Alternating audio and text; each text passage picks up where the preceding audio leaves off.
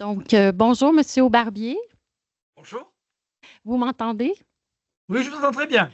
Vous Bon, aussi? ben, enchantée. Oui, je vous entends très bien. Je suis Chantal Brodeur. Je suis la chef de division des bibliothèques à Repentigny.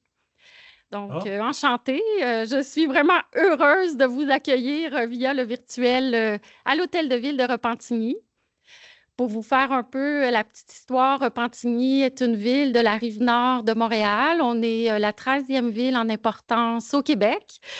On est ce qu'on appelle ici une ville de banlieue, donc beaucoup de gens habitent Repentigny et puis quittent le matin pour aller travailler à Montréal. Mais c'est une ville qui a pris vraiment beaucoup d'expansion depuis les 20 dernières années. On est autour de 89 000 habitants aujourd'hui. Donc, on aurait bien sûr aimé vous accueillir à la bibliothèque, mais comme la technologie permet de vous accueillir tout de même à l'hôtel de ville, on en est très heureux. Alors, dans le déroulement, ce que je vais faire maintenant, je vais vous présenter Madame Agnès de Rouen, qui est la présidente de l'Association Québec-France Lanaudière, parce que Repentigny fait partie de la région de Lanaudière. Elle va vous adresser quelques mots, mettre un peu la table pour situer le contexte de la rencontre d'aujourd'hui et je vous reviens tout de suite après. Merci. si.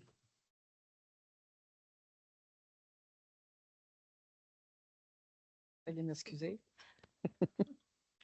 Donc, Monsieur Aubarbier, c'est un immense plaisir de vous recevoir en visioconférence pour votre magnifique roman Le Chant des martyrs.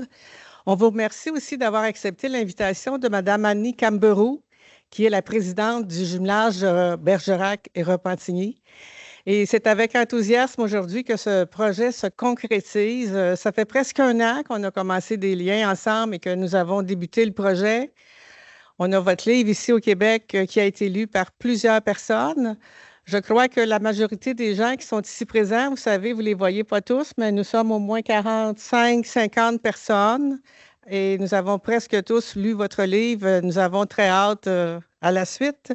Et puis, ce dossier, bien, c'est pour resserrer nos liens entre Repentigny et Bergerac, parce que, vous savez, un jumelage, ça fait 25 ans que le jumelage existe et il faut trouver des façons pour l'alimenter, pour que les citoyens puissent échanger ensemble.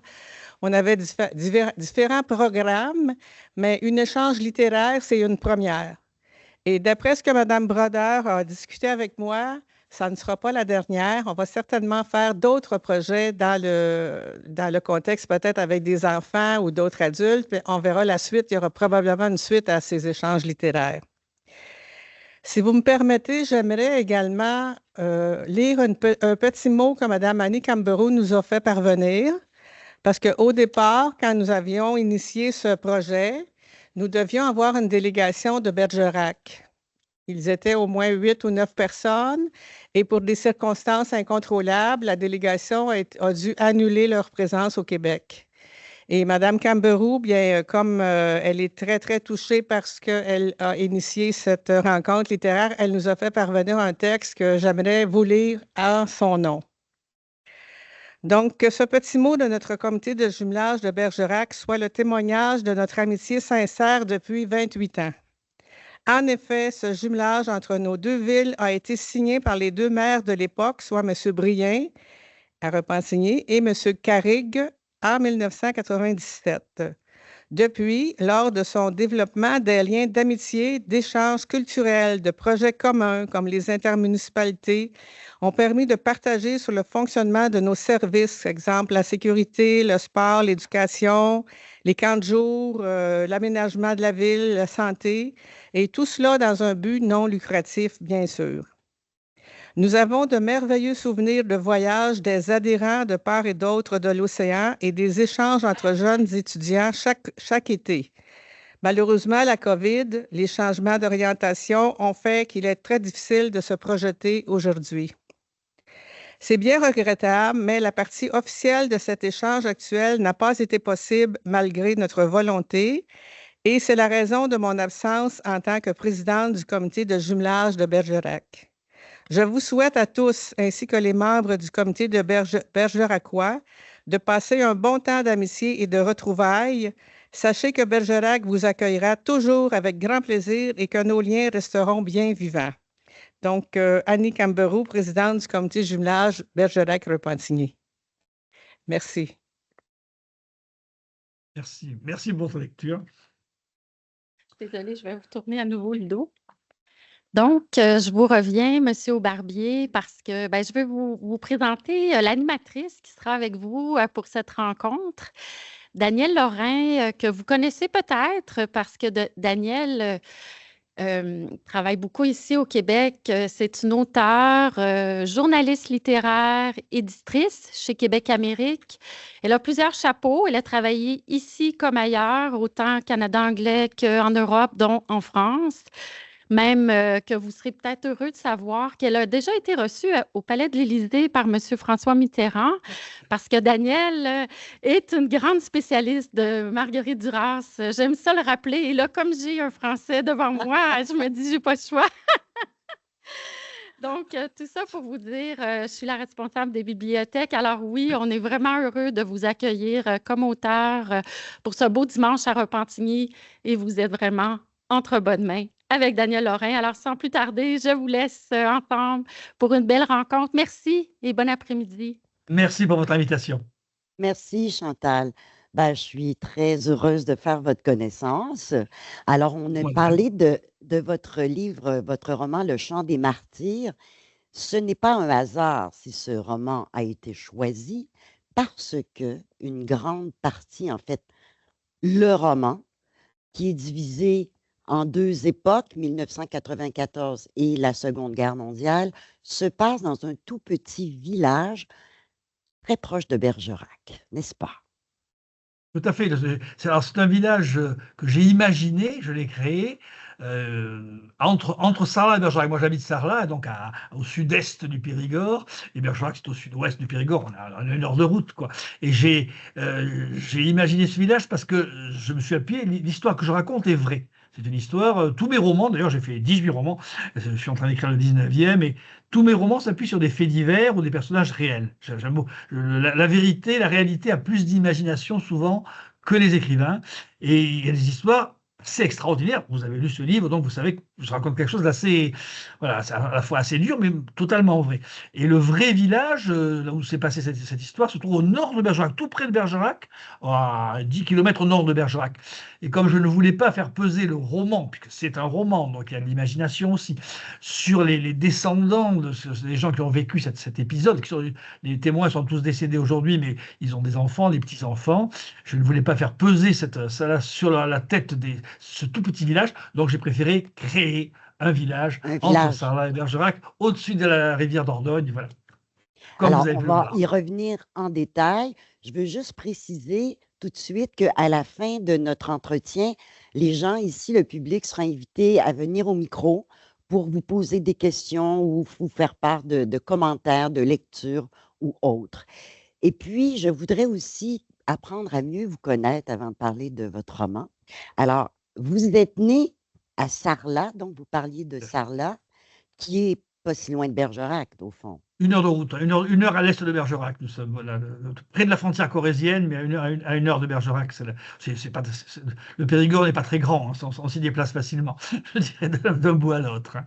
Et je suis né à Sarlat et j'y habite toujours. Et j'habite à 200 mètres de la maison où je suis né à Sarlat. Vous voyez, en 70 ans, j'ai fait 200 mètres. C'est pas beaucoup, mais c'est un petit voyage. Mais en fait, je veux dire, vous avez aussi ouvert une librairie à Sarlat, non? Tout à fait. Oui, j'ai quasiment passé toute ma vie dans les livres, en définitive. Hein. Ma mère m'a appris à lire quand j'avais 4 ans, donc avant l'école, et je me suis toujours passionné pour les livres, la lecture. Donc, lorsque j'ai fini mes études, avec ma sœur qui était professeure de lettres, elle a fait des études de lettres, on a repris une librairie dans Sarlat, qu'on a gardée 36 ans. On l'a cédée il y a 6 ans maintenant. Voilà, pendant 36 ans, j'ai été libraire et j'ai commencé à écrire tout en étant libraire. Je me demande comment j'ai fait parce que c'est quand même un sacré boulot. Ce sont 2 sacrés métiers. Donc aujourd'hui, je crois que je n'aurais pas l'énergie pour faire les 2 à la fois. Mais j'ai commencé à écrire en étant libraire. Voilà, j'ai commencé ma carrière d'écrivain. Voilà. Mais effectivement, j'ai passé, je peux dire, toute ma vie dans les livres. Mais en fait, vous avez donc été libraire, vous avez commencé à écrire, mais au début, ce n'était pas des romans, c'était des guides touristiques, des ouvrages sur les Templiers, par exemple. Et puis là, tout à coup, je pense que c'est vers l'an 2000, vous vous mettez à écrire de la fiction. Votre premier roman, Les démons de Sœur Philomène, est publié aux éditions Jean-Claude Lattès à Paris. Il a fait l'objet d'un film. Et puis là, vous vous êtes lancé. Mais pourquoi tout à coup, vous avez senti le besoin d'aller vers la fiction? Alors le besoin, je l'avais déjà. À la fin de mes études, oui, ça remonte à très très longtemps, en 78, Vous avez fait j'ai des études senti... en commerce, non? Ah, je fais tout le commerce. Je fais une école de commerce. Je suis un vrai littéraire. Je suis très mauvais en maths. Mais bon, j'ai fait une école de commerce à Bordeaux parce que ça m'a mis aussi du plomb dans la tête. Je voulais je ne voulais pas aller vivre à Paris ou loin de Sarlat. Donc, l'école de commerce, ça permettait de travailler. Et bon, mais déjà, j'avais l'idée, je me suis dit, j'écrirai, j'étais certain. Et lorsqu'on a pris la librairie avec ma sœur, au début, j'avais envie de faire du roman. La Voie royale, mis à part la poésie, qui est encore plus difficile, je dirais, La Voie royale, c'est le roman dans l'écriture, mais je ne me sentais pas prêt. Je savais que c'était très exigeant. Pour être publié nationalement, c'est vraiment extrêmement difficile. C'est un manuscrit sur 1000 ou un manuscrit sur 1500, grosso modo, chez les éditeurs parisiens qui est pris. Alors, inutile de vous dire si c'est difficile. Moi, en plus, je suis un provincial, je n'ai aucune relation à Paris. J'en ai encore pas beaucoup d'ailleurs. Et effectivement, je m'étais dit, je ne me sentais pas prêt. Donc, j'ai eu une opportunité avec les éditions Ouest France, de faire des guides touristiques et puis qui ont dérivé un peu sur des livres carrément historiques, après sur les Templiers, les Cathares. Moi, je suis un peu spécialisé en histoire des religions. Donc, j'ai eu cette opportunité, je l'ai prise. Ça m'a appris à savoir comment marchait l'autre côté de l'édition. J'avais le côté libraire que je connaissais bien, et là, c'est le côté fabrication d'un livre, comment on corrige des épreuves, c'est quoi un contrat d'écrivain, ils sont tous fait pareil. Hein. Mais j'avais toujours l'idée de faire du roman. Et j'ai même trouvé le sujet des démons de Sœur Philomène, je l'ai gardé, avant de commencer à écrire, je l'ai gardé 10 ans sous le coude. Je savais que c'était un bon sujet, c'est une histoire vraie, pareil, exactement comme pour le Chant des Martyrs, une sorte de résistance également, et j'aime beaucoup cette période qui révèle beaucoup de choses, je dirais. Et ce sujet de Sœur Philomène, c'est l'histoire d'une religieuse qui est la maîtresse d'un prêtre résistant. Et comme il la trompe, elle trahit le réseau de résistance en dénonçant le réseau à la Gestapo. C'est le Périgueux, c'est une histoire absolument vraie, hein, une histoire ahurissante aussi, un petit peu comme le Chant des Martyrs. Et donc, je l'ai gardé. Et puis, quand on est arrivé à l'an 2000, j'avais 45 ans, l'an 2000, j'ai dit, on change de siècle, on change de millénaire. J'ai dit, mon garçon, c'est maintenant qu'il faut s'y mettre. Tu n'as pas attendre 90 ans pour écrire. Alors maintenant, allez, tu as 45 ans, tu y vas. Si tu réussis pas, ben, tu réussiras pas. Hein. Je savais que c'était extrêmement difficile. Et je me suis lancé, donc, en l'an 2000, dans cette première écriture. J'ai mis du temps et surtout, j'ai soumis mon manuscrit à une trentaine de lecteurs, dont ma sœur qui est donc diplômée, elle est capétienne, elle a une maîtrise de lettres, donc elle est très, très compétente, je dirais. Elle en premier, puis après des tas de gens, je leur ai dit, critiquez-moi, dites-moi ce qui ne va pas, parce que je savais que un manuscrit un peu maladroit, il ne passerait jamais les épreuves. Et après, j'ai envoyé par courrier. On dit que ça ne marche jamais, mais si, ça marche. J'ai envoyé à 14 grosses maisons parisiennes. Et j'ai reçu, pas des réponses négatives, mais 4 réponses positives, ce qui est extraordinaire. Statistiquement, c'est extraordinaire. Voilà. Et donc, je suis rentré comme ça aux éditions Lattès, avec qui j'ai fait 3 romans. Et donc, là, vous êtes rendu à 18 romans, je crois? Là, je suis en train d'écrire mon 19e. Voilà. Alors, on vous décrit comme un boulimique d'écriture. En fait, vous publiez presque à chaque année. Oui, je fais à peu près un roman par an. Il y en a qui font plus que ça. Je ne sais pas comment ils font d'ailleurs, des gens qui font 2, 3 romans par an. Pour moi, un par an, c'est déjà difficile. Il m'arrive de dire que j'aimerais bien sauter une année parce que c'est exigeant. Si on veut vraiment faire de la qualité, on passe plus de temps à corriger qu'à écrire. Vous savez, on passe au moins autant de temps à corriger qu'à écrire. Je pense même qu'un très bon romancier vous dirait qu'on passe les 3 quarts de son temps à corriger. Donc il faut effectivement s'y donner. Tous les jours, j'écris, tous les jours. Ma compagne est également romancière, Corinne Javot, elle est chez Calman Lévy. Elle fait un roman par an, donc on se suit l'un l'autre comme ça. Donc on travaille tous les deux. Mais effectivement, il faut travailler tout le temps. Je dirais un des 2 secrets de l'écriture, c'est écrire tout le temps. Même si c'est pas bon, parce qu'on sait qu'on va corriger. Il ne faut pas attendre d'avoir l'inspiration de l'idée géniale qui va nous tomber sur la tête. On écrit. C'est mauvais, ce n'est pas grave. On corrigera. Voilà. Alors, vous publiez des romans historiques, vous publiez des thrillers aussi, Voilà. des J'ai romans à commencé. Voilà. suspense. Tout à fait. Mais là, dans Le Chant des martyrs, j'ai l'impression que c'est les deux. C'est-à-dire que c'est un roman historique qui se passe pendant la Seconde Guerre mondiale, mais aussi, plus on avance, plus il y a du suspense. Et là, on va vraiment de surprise en surprise. Vous avez très bien analysé mon roman, parce qu'effectivement, je suis d'abord un auteur de romans historiques. J'ai publié d'abord plusieurs romans historiques chez Lattès, puis chez d'autres éditeurs. Et c'est un ami qui s'appelle Jacques Ravenne, il écrit avec un ami ici, de Giacometti Ravenne, ce sont des auteurs de thrillers très connus en France. Je pense qu'ils vendent beaucoup au Québec, ils sont traduits aussi. Oui. Enfin, c'est des gros vendeurs. Et Jacques Ravenne habite à 25 km d'ici, donc je le connais, on est amis depuis très longtemps. Et c'est lui qui m'a dit, Jean-Luc, tu devrais faire du thriller parce que tu vas toucher un autre public. Le roman historique, ça touche souvent un public assez âgé. Le thriller, j'ai des lecteurs qui ont presque 14 ans, et qui, même si j'écris pas pour les jeunes, mais des jeunes lecteurs qui se jettent dessus et qui adorent.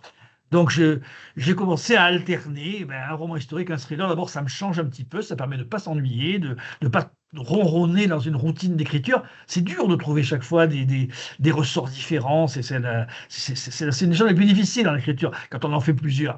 Et donc, effectivement, j'alterne un an un thriller aux éditions City et un an un roman historique aux presses de la Cité, dont Le Chant des martyrs que vous avez vu. Et donc là, mais là, c'est vraiment les deux. Je trouve que ça s'entremêle Voilà, vraiment tout à fait. dans Voilà, l'histoire. j'ai voulu le faire comme ça, parce que même si c'est une histoire vraie, bon, comme j'avais déjà déplacé dans un village imaginaire, j'ai dit je peux camoufler un petit peu la fin. Et effectivement, ce qui s'est réellement passé dans ce village en 1944, on ne l'apprend tout à fait à la fin du roman. Alors ça, c'est un thriller. Là, on est vraiment dans un polar, quoi. C'est un polar. Et j'ai fait mener l'enquête, non pas par un policier. Moi, je prends toujours des gens qui ne sont pas policiers pour mener les enquêtes. Là, j'ai pris un journaliste, voilà, un journaliste parisien qui vient s'installer dans ce petit village du Périgord. Voilà, il veut acheter un terrain, on ne peut pas le lui vendre. Alors, on ne sait pas pourquoi. On lui dit, c'est qu'on appelle le Champ des martyrs. On lui dit, non, mais c'est pas à vendre, alors qu'il n'y a rien, c'est une friche. Il veut écrire sur le village, sur l'histoire du village, sur une baronne qui a disparu à la fin de la guerre. Il s'aperçoit qu'on lui ment, qu'on le balade, on le promène. Et donc, effectivement, on va progressivement, petit morceau par petit morceau, révéler ce qui s'est passé dans ce petit village, que j'ai appelé Saint-Pierre-de-Laval, Saint-Pierre-de-Vitrac, pardon, qui s'est un petit peu paralysé sur un événement et qui a dissimulé la réalité de ce qui s'est passé en 1944. Alors, en fait, la trame narrative, c'est qu'on est en 1994. Ce journaliste, donc, vient de se divorcer, il s'installe dans ce petit village et à côté de la maison qu'il a achetée, la métairie, il y a ce champ qu'on appelle le Champ des martyrs. Et lui, il veut construire une piscine là, mais effectivement, ça ne va pas fonctionner. Et là, comme vous l'avez dit, il va se mettre à écrire un roman sur un personnage qui était une châtelaine, une baronne, qui, pendant la guerre,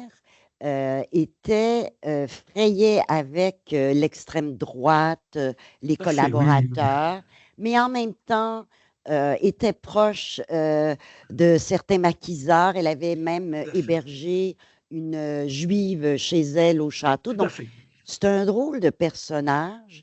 Et lui décide d'en faire son héroïne, en fait. Son héroïne. C'est un personnage, d'ailleurs, que je me suis inspiré d'une personne qui a vraiment existé et qui a publié, qui s'appelait Jeanne Touquet, et qui était en fait la belle-mère d'André Mauroy. André Mauroy, qui est un écrivain très très connu, qui avait un château en Périgord, mais un peu plus au nord, dans la région d'Excideuil. Et André Mauroy, qui était juif, a quitté la France en 1940 avec sa femme, et il a laissé son château à sa belle-mère, qui était une dame de théâtre, effectivement. Et cette dame, elle a publié un journal. Et que j'ai, et effectivement, elle est exactement comme ça, une personne plutôt d'extrême droite, qui est capable à la fois effectivement de trouver les Allemands très bien, mais elle a un côté français, donc très nationaliste. Donc quand les Allemands viennent dans son château, elle les met quasiment dehors, quoi. Et en même temps, effectivement, elle héberge une amie juive, ça c'est absolument authentique, une amie juive qu'elle cache dans son château, tout en disant, il n'est pas question que je reçoive Nathan, son frère, ce sale petit youpin. Et ça, c'est dans son texte. Ça, j'ai repris dans mon roman ce personnage, je l'ai construit à partir de Jeanne Pouquet, parce qu'effectivement, je crois qu'elle c'est partie de ces gens qui sont assez représentatifs de ce qu'étaient les Français pendant cette époque-là, où c'est très compliqué. Les gens, ils sont pas ou pour De Gaulle ou pour Pétain, ils sont souvent pour les deux à la fois.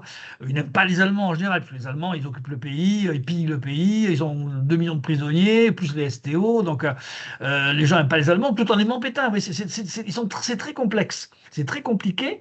Plus je travaille sur cette époque, j'y travaille depuis Sœur Philomène, oui, depuis mon premier roman, plus je pensais que ça allait s'éclaircir avec le temps. Mais non, c'est de plus en plus compliqué. Et le personnage que j'ai appelé la baronne de Montastruc, Gilberte, baronne de Montastruc, je me suis donc inspiré de ce personnage tout à fait réel, parce qu'effectivement, je me suis dit, mais elle respire la vérité, cette femme, quelque part. Et elle est intéressante, parce qu'elle est pleine de secrets, en fait. Bien sûr, mais oui, vas-y. Ce que je trouve intéressant aussi, c'est que bon, votre journaliste, on le voit vivre au quotidien avec les gens du village, puis on voit que, oui, il veut écrire un roman, donc il enquête un peu sur qui était cette baronne.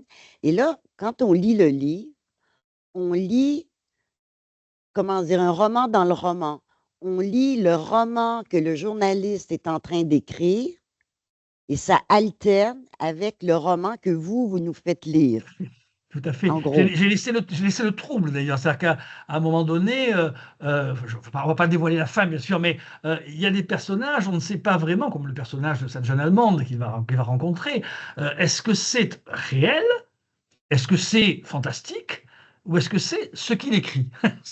On a 3 possibilités quand on écrit. Et là, moi, je n'ai pas tranché. J'ai dit, le lecteur, les lecteurs et la lectrice sont intelligents, ils sont sensibles. Ils aiment bien un petit peu, comme vous savez, ces livres, on disait les livres dont on est le héros, où les jeunes écrivaient à eux-mêmes le roman tout en le lisant. J'en ai vendu plein quand j'étais libraire. Et j'ai dit, je vais faire un peu pareil, en fait. Il faut que mes lecteurs et mes lectrices, ils vont choisir un petit peu, ils vont choisir l'option, ils peuvent interpréter la fin du roman de différentes manières. Par exemple, je le laisse libre parce que je trouve que j'avais la possibilité avec cette histoire-là de faire ça. Et alors ça m'a enthousiasmé quand j'ai trouvé cette ficelle, on va dire. J'ai dit mais ça c'est génial. Je vais pas leur donner une fin directe. Ils choisiront un petit peu leur fin. Voilà. Alors je parlais de l'aspect thriller parce qu'effectivement on découvre des secrets que plein de gens dans ce village-là veulent pas dévoiler. Il va même y avoir un meurtre. Tout à fait, c'est un vrai polar. Donc, une vraie enquête, etc. Donc, on va suivre ça.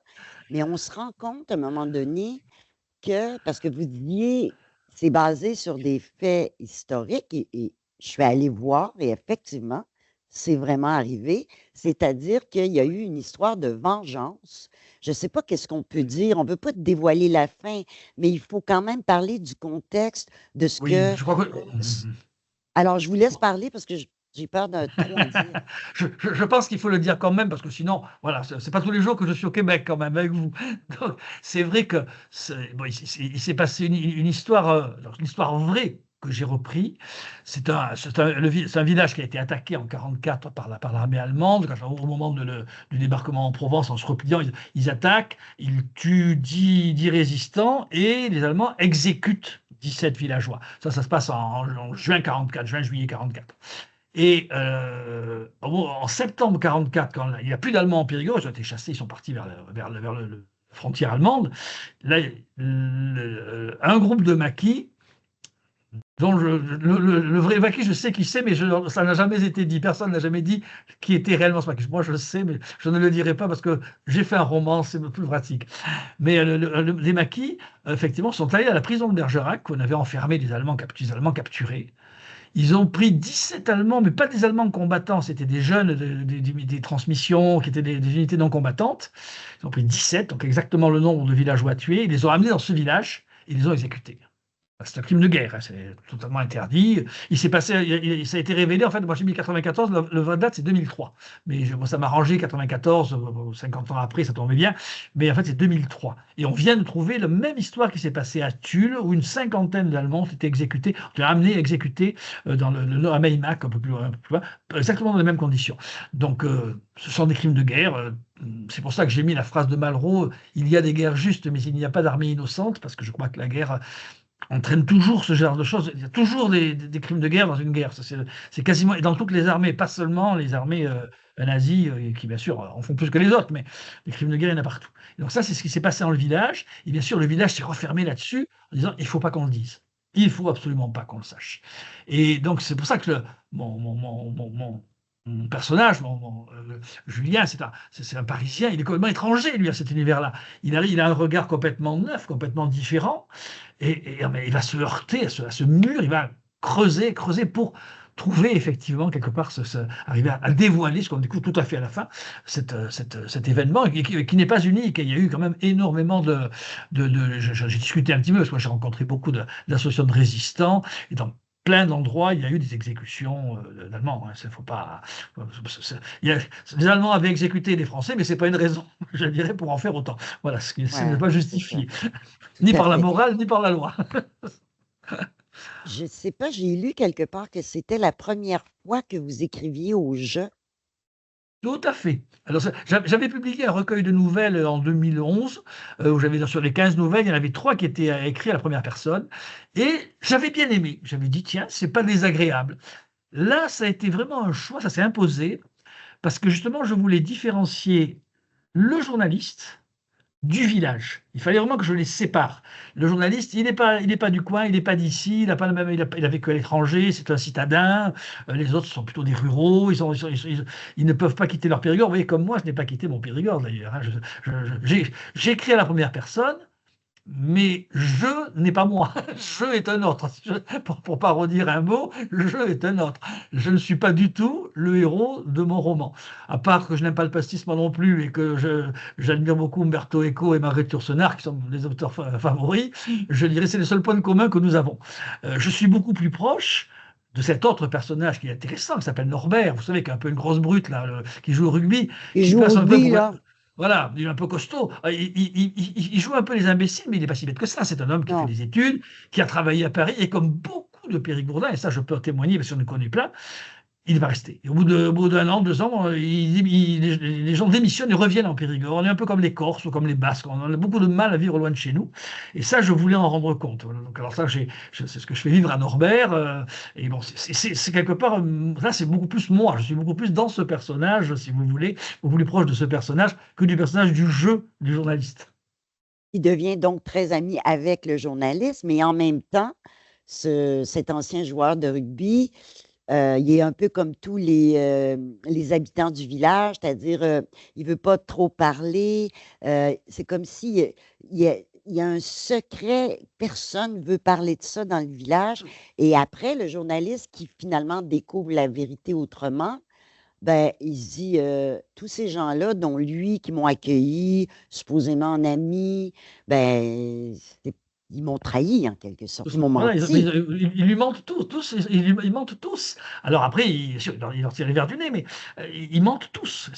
Je voulais traiter aussi, c'est un peu un deuxième sujet dans le roman, c'est le rapport aux étrangers, entre guillemets. Parce que on parle beaucoup des étrangers, hein, surtout en ce moment, on entend partout ça, mais pour nous, en Périgord, étranger, c'est pas l'immigré, c'est pas le nord-africain ou l'africain. Non, on est vraiment en zone rurale. Ça, on peut pas vous dire qu'il y aurait des problèmes avec l'immigration, c'est pas vrai. C'est chez nous, non. Mais l'étranger chez nous, c'est tout ce qui vient avec le tourisme. Nous avons 3 ou 4 millions de touristes par an en Périgord. Alors effectivement, l'étranger, pour nous, c'est l'anglais, c'est l'allemand, c'est l'hollandais et surtout, le parisien, qui est de tous les étrangers le plus étranger. Il y a un petit... Alors je voulais jouer sur ce petit racisme, pas bien méchant, mais qui existe quand même. Ça, en disant, bon, on a un certain rejet en définitive. Voilà, on trouve une manière de critiquer toujours le Parisien en particulier. Mais aussi, c'est vrai que moi qui ai 70 ans, je peux dire que vis-à-vis des Allemands, il y a toujours eu une certaine réticence. Vu que nous sommes partis de ce qu'on appelait la petite Russie, la zone Corrèze, Haute-Vienne, Dordogne, c'était la petite Russie pour les Allemands. Il y avait énormément de résistants, il y a eu énormément de combats, et il y a eu énormément, bien sûr, de gens exécutés. Et c'est vrai qu'il y avait toujours un petit ressentiment, enfin même quand je dis petit, un ressentiment vis-à-vis des Allemands. Alors, aujourd'hui, ça va. Enfin, mais c'est vrai que quand j'ai commencé à écrire, il y a 30, 40 ans, on avait encore, ça se ressentait. On sentait que les Allemands, c'était un peu les Boches quand même. Même même si c'était les pauvres touristes qui n'y pouvaient rien, je dirais. Et c'est là où je voulais travailler un petit peu ce que j'appelle, entre guillemets, le racisme ou la xénophobie vis-à-vis des étrangers. Voilà, on leur reproche toujours quelque chose, même quand c'est pas leur faute, quand c'est les Allemands, voilà. Aujourd'hui, le temps a passé, donc les Allemands d'aujourd'hui n'ont pas connu la guerre, donc quelque part, le temps a passé. Mais c'est vrai que l'idée de dire à un Allemand, mais qu'est-ce qu'il a fait pendant la guerre, c'était toujours un peu le soupçonneux, quoi. D'ailleurs, très peu de gens apprenaient l'allemand. Moi, j'ai appris l'espagnol parce que voilà, l'allemand, c'est une langue un peu maudite, quoi, dans la région. Et Oui, ça, j'ai mais voulu ça traiter reste. ça en même temps que en plus de mon histoire, bien sûr, de mon intrigue un peu policière. Ça, j'ai voulu le traiter parce que je le ressentais. Et puis, j'ai dit, c'est quelque chose qu'il faut un peu expurger, quoi. Il faut un petit peu le sortir parce que c'est vrai que c'est toujours très facile de pointer l'étranger, entre guillemets, quel que soit l'étranger, de le pointer du doigt, de lui trouver plein de défauts, bien sûr. C'est pour ça que j'ai imaginé la situation de mon héros sur un vieux château en ruine et en morceaux, enroulé autour d'une colline, et où lui achète la métairie en bas. Au-dessus de lui, il a des Anglais qui ont acheté les anciennes écuries, puis il y a un Allemand qui a acheté un petit morceau du château, puis un Hollandais tout à fait en haut qui a acheté le reste du château, qui l'a restauré. Parce que c'est tout à fait représentatif de ce que l'on peut voir en Périgord. Si vous êtes venu en Périgord, vous avez dû voir ce genre de choses. Et donc, tous ces gens-là que vous venez de nommer, ben, les habitants s'en méfient parce que ce sont des étrangers. Mais Bien je sûr, dirais ce que sont des étrangers. par rapport aux Parisiens, vous payez la traite, comme on dit. Il y en a des remarques sur la façon dont les Parisiens se comportent quand ils arrivent C'est dans vrai. votre région, Oui, c'est comment ils regardent les gens de haut, ils sont toujours pressés. Donc, voilà, quoi. Alors, c'est pas, on va pas dire tous les Parisiens, bien sûr, il y en a de fort gentils, mais c'est vrai qu'il y a toujours un peu ce sentiment. Je me rappelle un homme politique qui voulait faire carrière en Périgord et qui arrivait en disant: Oh, vous ne savez rien faire ici, moi je vais vous apprendre à travailler. Il n'est pas resté longtemps, il n'a pas été élu, je peux vous le dire tout de suite. Mais voilà, c'est l'exemple typique effectivement de ce rapport. Et puis, il y a aussi le rapport que je connais bien, et que vous connaissez vous certainement bien aussi, c'est le rapport des maisons d'édition à la province en général, pas seulement le Périgord. Quand j'étais chez la TES, la plupart des gens chez la TES n'avaient pas de voiture, n'avaient pas le permis et ne sortaient jamais du 6e arrondissement. Ils allaient au 5e peut-être éventuellement, mais pas plus. Et ils avaient une vision de la province, mais c'était le Sahara pour eux. Alors là, je me moque un petit peu de l'éditeur de mon héros qui vient justement, qui vient en Périgord le visiter et qui vraiment il est horrifié de ce qu'il peut voir. Et ce que je lui fais dire, je l'ai souvent vécu avec des personnes ou des journalistes parisiens qui débarquaient. Voilà, je raconte plein d'anecdotes avec cet éditeur qui sont absolument réelles là aussi, parce que ils débarquaient vraiment comme s'ils arrivaient chez les cannibales, quoi. Tout à fait.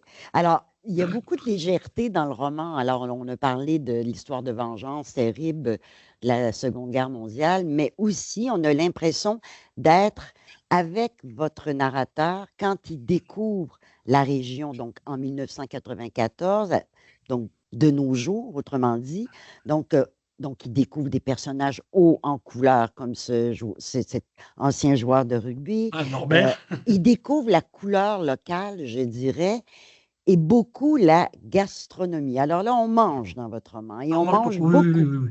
On mange énormément. Mais déjà, le Périgord, souvent, quand vous demandez en France, si vous parlez du Périgord, on vous dit tout de suite: Ah oui, on y mange bien. Alors que nous avons quand même la grotte de Lascaux, nous avons le plus grand nombre de châteaux, je crois qu'il y a 1500 châteaux en Périgord. C'est le département qui en a très largement le plus que tous les autres. On a un poids historique énorme. Moi, ce qui me passionne en Périgord, c'est l'histoire d'abord et la préhistoire. Mais c'est vrai que les gens disent: Ah oui, on mange très bien les truffes, les cèpes, les foie gras. Effectivement, bon, c'est vrai qu'on y mange quand même très très bien. Et donc, ça, j'ai voulu le mettre un petit peu, voilà, comme on a certains films, comme chez Chabrol, il y a toujours des repas extraordinaires. J'ai dit, je vais faire des repas à la Chabrol un petit peu, où on va manger, on va boire. Là aussi, il y a les étrangers qui aiment bien. Alors, les Anglais, effectivement, c'est vrai, s'intègrent souvent très très bien dans le Périgord, parce qu'ils adorent l'histoire, ils adorent la gastronomie. Et donc, les voisins anglais de mon héros, effectivement, font Chabrol, c'est-à-dire que dans le reste de bouillon, du bouillon de la soupe, on met du vin et puis on boit ça, et puis on s'essuie comme ça. Voilà, et ça, c'est délicieux. Alors, Il y on a a même vraiment un des Anglais qui dit, un des Anglais qui a des moustaches, il dit: Il faut des moustaches pour après c'est le Chabrol, quoi. en tout cas, ça fait envie, je peux dire ça, hein? Vraiment. On a l'impression de presque goûter en même temps parce que vous décrivez bien les saveurs, les couleurs, tout ce qu'il y a dans les assiettes. Bref, c'est un aspect du roman que j'ai trouvé quand même très intéressant. Alors, je ne suis pas du tout cuisinier, personnellement, mais j'aime manger. Alors, je ne suis pas du tout cuisinier, je suis très mauvais, moi, en cuisine, là, je ne sais rien faire, à part les nouilles et les œufs, mais par contre, effectivement, j'aime bien manger. Alors, il y a autre chose qui m'a étonnée, c'est qu'à un moment donné, votre narrateur est justement avec son éditeur français parisien à Sarlat, donc, dans votre ville de naissance, et là où vous habitez, et il assiste à un spectacle. Et assistant à ce spectacle, il se remémore un spectacle qu'il a vu sur les plaines d'Abraham, je ne sais plus trop, 20 ans auparavant, où il y avait Félix Leclerc, Robert Charlebois, Gilles Vigneault. Et là, vous parlez de ça, c'est juste un paragraphe, mais je vous dis, est-ce que vous étiez là? Vous avez déjà vu ça? Ou... Alors, je suis allé sur les plaines d'Abraham, mais pas à cette époque-là. Je suis allé plus tard. J'ai fait un super voyage au Québec où je connaissais le lieu. Et surtout, le concert est très connu. Le concert où tout le monde a sorti un briquet à la fin du concert et qui chante Quand les hommes vivront d'amour. Bon, ça reste, même si je l'ai vu à la télévision, ça reste un grand souvenir quand même. C'est quelque chose d'assez extraordinaire. Et le groupe du chanteur occitan dont je parle, qui existe réellement, le groupe Peyrogude, c'est un groupe, ce sont des amis qui ont monté ce groupe quand on était au lycée. Ouais, ça remonte à fort longtemps. J'étais au lycée avec eux, ils ont monté ce groupe, et effectivement, alors, en plus petit, si vous voulez, il y a une sorte de ferveur, c'est la ferveur des racines.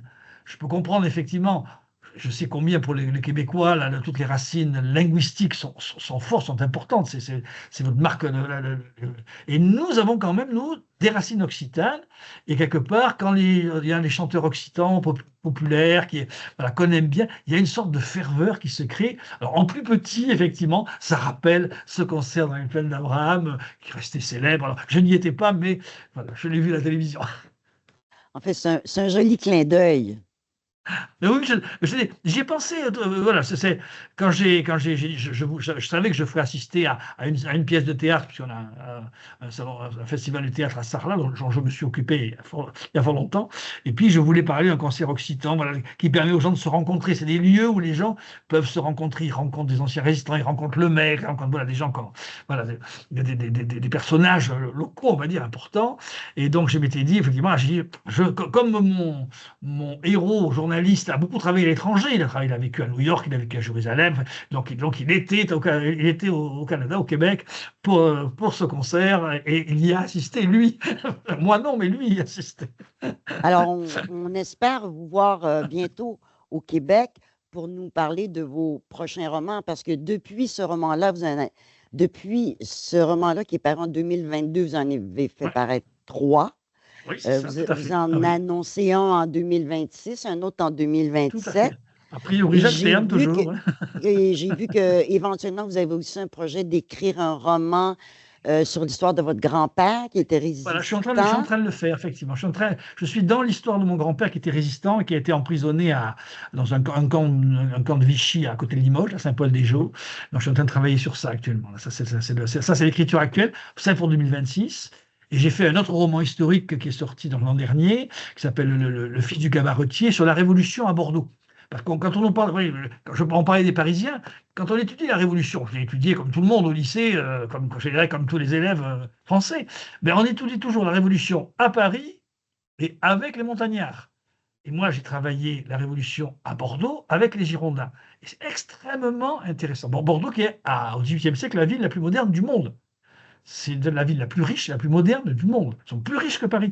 Et ça va leur coûter très cher à la Révolution, d'ailleurs. Et donc, j'ai imaginé l'ascension sociale d'un jeune périgourdin qui quitte pauvre, qui est bâtard, donc il est intelligent, donc il va faire fortune à Bordeaux.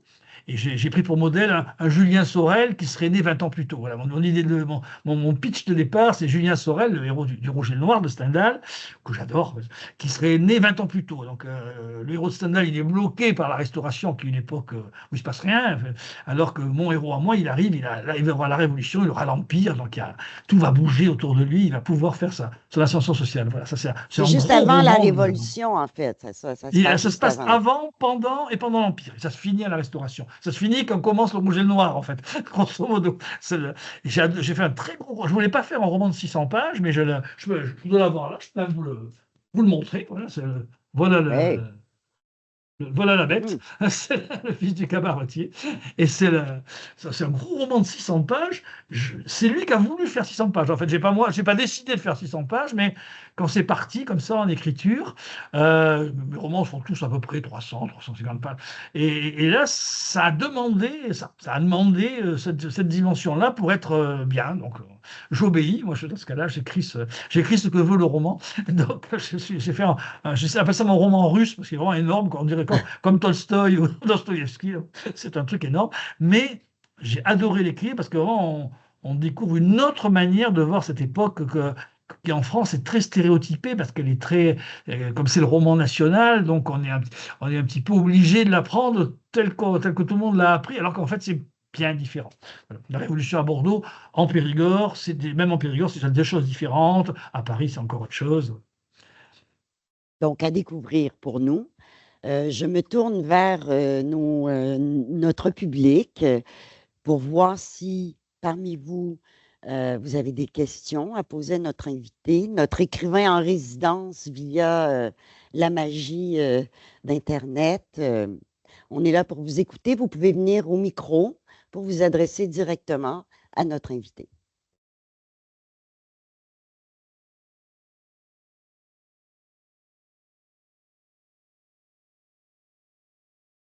Première question est toujours la plus dure. Oui, mais ça vient, ça vient. Bonjour. Bonjour.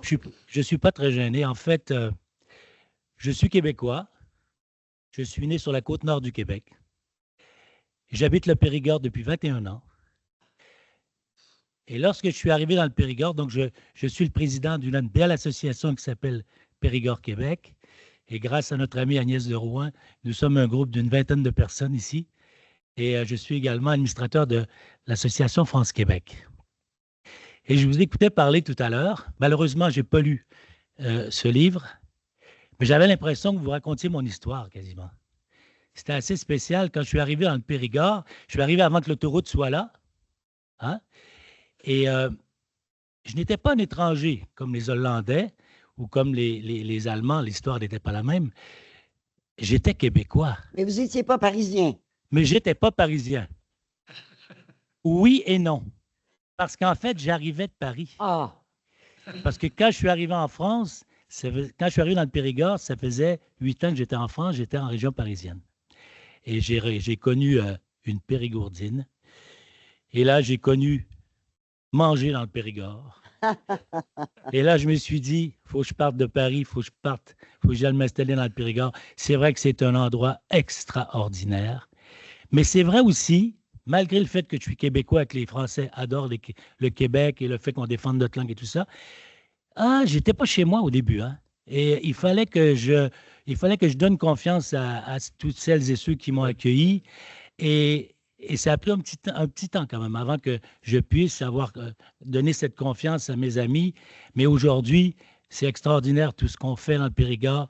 Et c'est vrai que c'est une région extraordinaire. Donc, et j'étais vraiment touché par vos explications. Voilà ce que je voulais vous dire. Merci en tout cas d'être là. Et comme vous le savez, Bergerac est jumelé avec Repentigny. On travaille très fort, Agnès et moi, pour faire en sorte que nos jumelages continuent à travailler. On a des échanges incroyables pour les jeunes, pour les moins jeunes, pour les seniors. Et je peux vous dire que nous, on a encore envie de continuer à travailler bénévolement pour faire en sorte que tout ce qui se passe, comme aujourd'hui, ça continue et qu'on puisse développer et garder cette belle amitié entre nous. Merci en tout cas d'être là, M. Aubardier. Merci de votre témoignage. Surtout, j'espère qu'on se croisera soit en Périgord, soit au Québec. Et ce serait sympa de se rencontrer. Ça serait l'occasion. Je crois que je suis accompagné de livres. Je suis accompagné de quelque part, j'y suis. Je suis accompagné de quelqu'un, je crois que vous connaissez, le maire de La Roque-Gageac, M. Perra, qui est avec nous aujourd'hui. Ah voilà. Oui, je ne connais que lui. Bonjour Jérôme.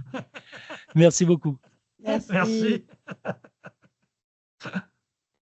Moi, je voudrais vous remercier pour votre passion.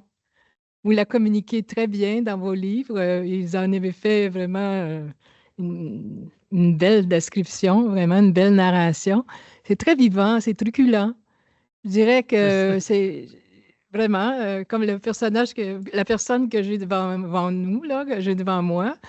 Alors, Ça me donne le goût d'aller au Périgord, je ne suis pas encore allée, et de déguster les plats et de connaître davantage l'histoire, les Templiers, Qatar, je ne sais trop.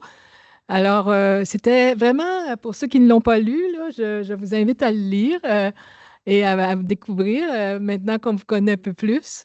Alors, merci beaucoup. Ça m'a inspiré et ça m'a passionné. J'étais vraiment, c'était haletant. On avait envie de continuer, qu'est-ce qui va se passer? Est-ce que c'est vrai? Est-ce que c'est... Moi, j'y ai cru tout le long. À la fin, j'avais des doutes, puis là, vous avez répondu en grande partie. Alors, merci encore. C'est moi qui vous remercie surtout de m'avoir lu.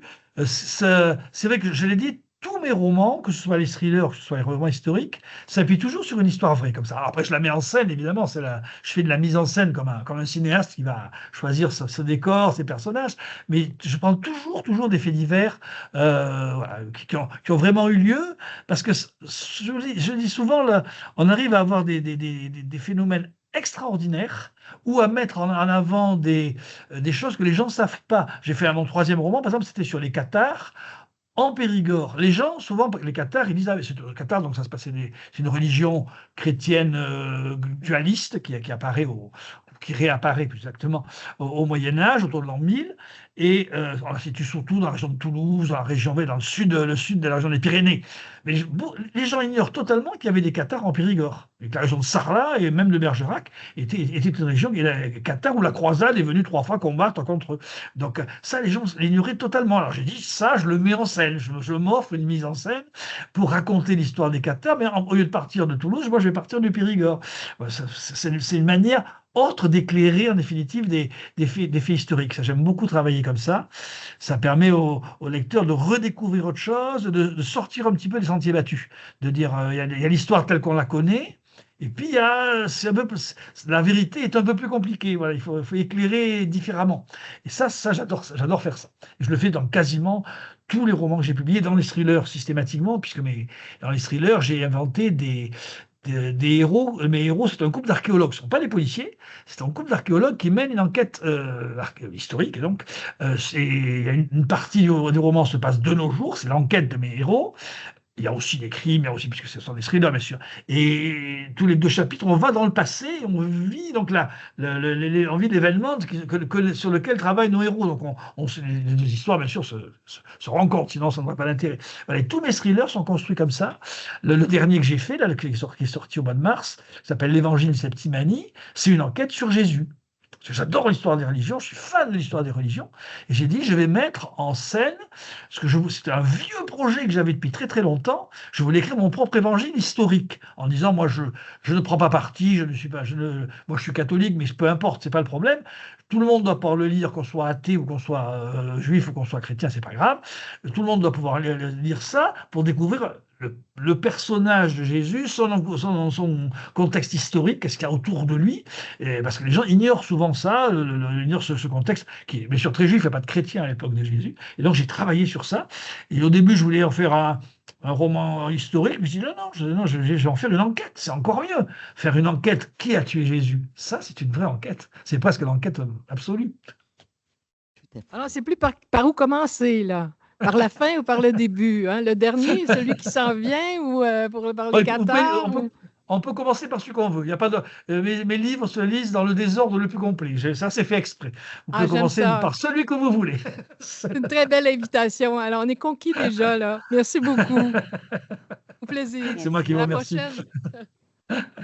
Merci beaucoup. Tout d'abord, merci beaucoup à tous les gens qui sont ici, qui ont écouté cette belle...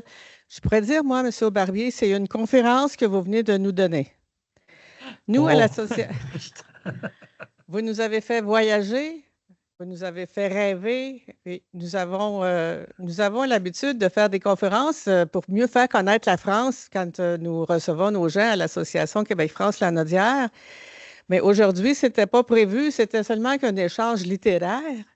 Mais comme Mme Danielle a repris tous les petits détails que vous avez dans votre livre, nous avons voyagé. Moi, ça m'a fait un plaisir de lire ce livre parce que vous m'avez fait voyager dans le Périgord, puis ça fait plusieurs fois que je vivais, parce que nous avons 11 communes qui sont jumelées avec Lanaudière dans le Périgord.